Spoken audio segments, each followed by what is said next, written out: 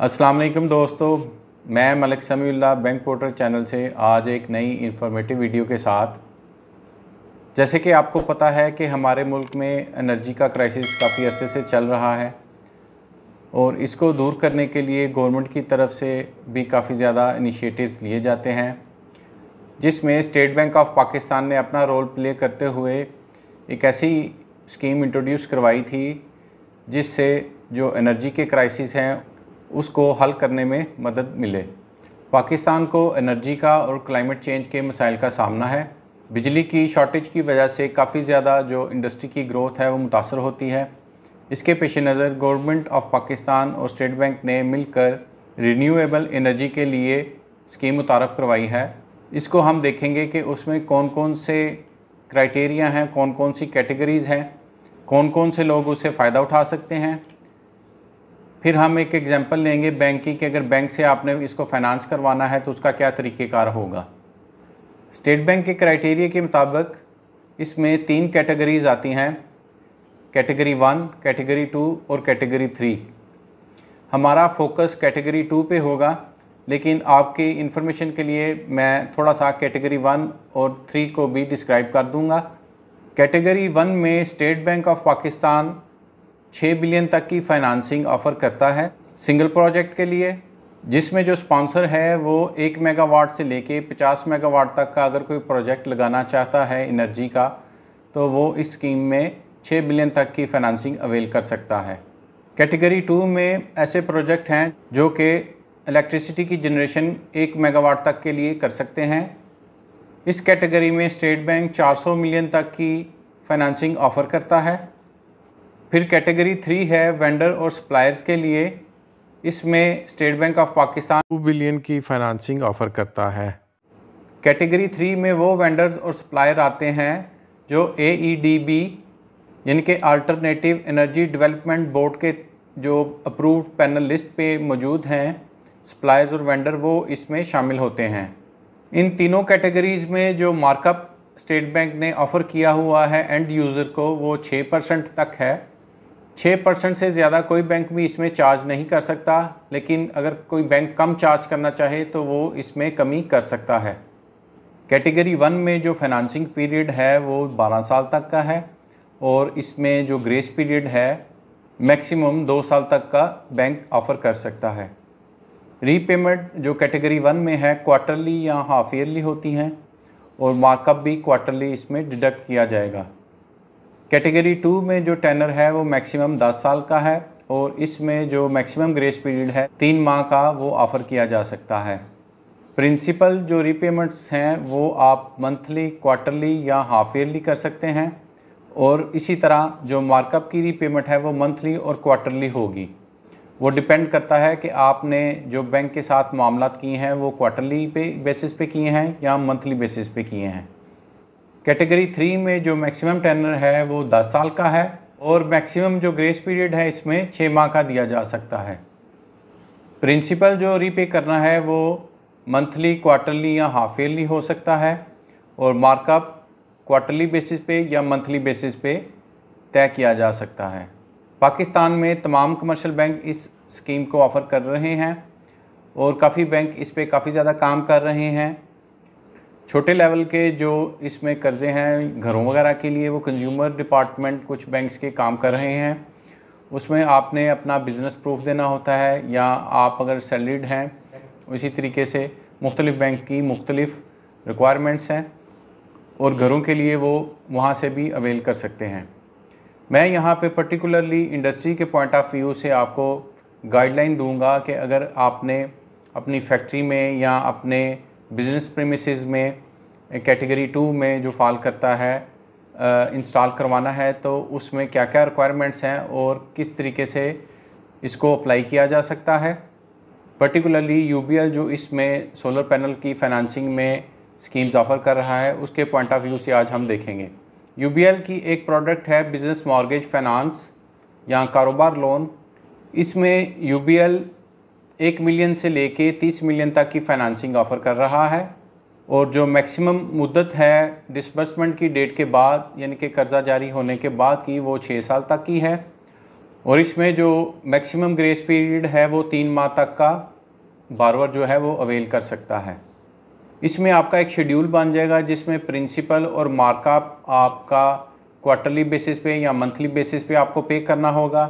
जैसे जैसे ये किस्तें डिडक्ट होती जाएंगी, मार्कअप के साथ साथ आपका प्रिंसिपल अमाउंट भी कम होता जाएगा और at the end of the period आपका जो प्रिंसिपल है वो बिल्कुल निल हो जाएगा। जो नए कस्टमर हैं उनके लिए यूबीएल इसको 6% पे ऑफ़र कर रहा है और जो ऑलरेडी यूबीएल के एग्जिस्टिंग कस्टमर हैं उनको ये सहूलत है कि वो 5% पे भी ये फाइनेंसिंग की सहूलत ले सकते हैं।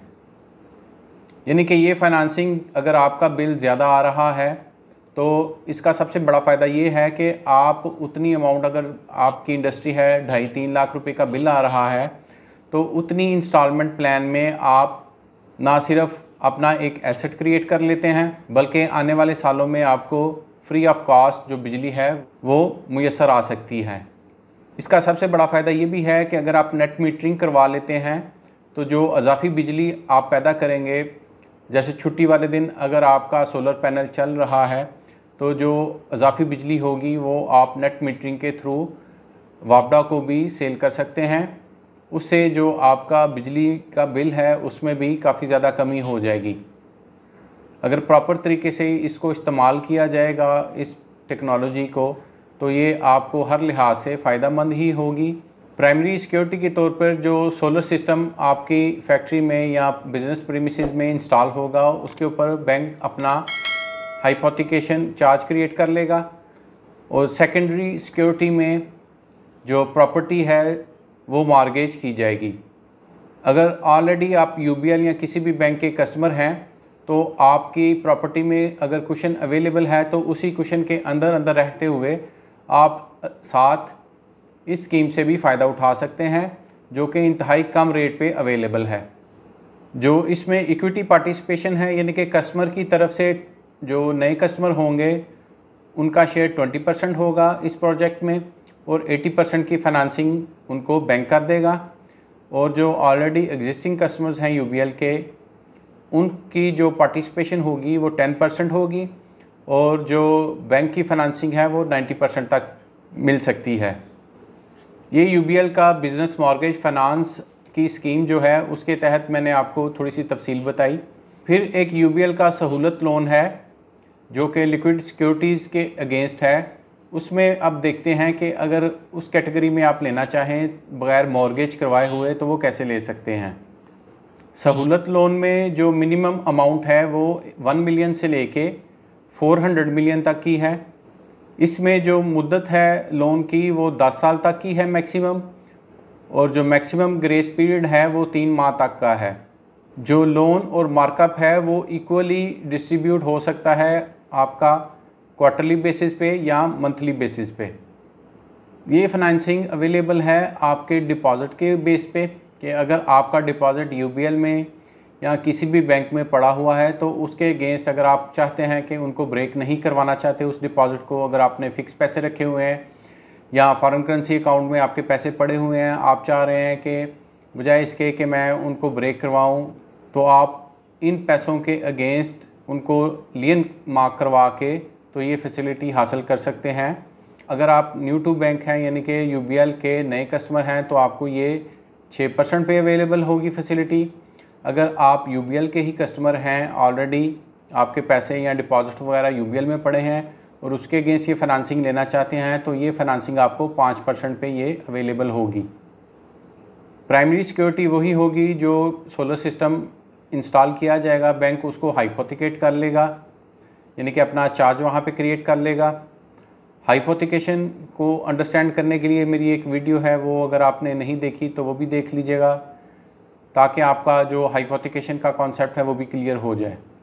यूबीएल में अगर आपका पाक रुपीज़ में या फॉरेन करेंसी में डिपॉज़िट पड़ा हुआ है तो वो बैंक एक्सेप्ट कर लेगा।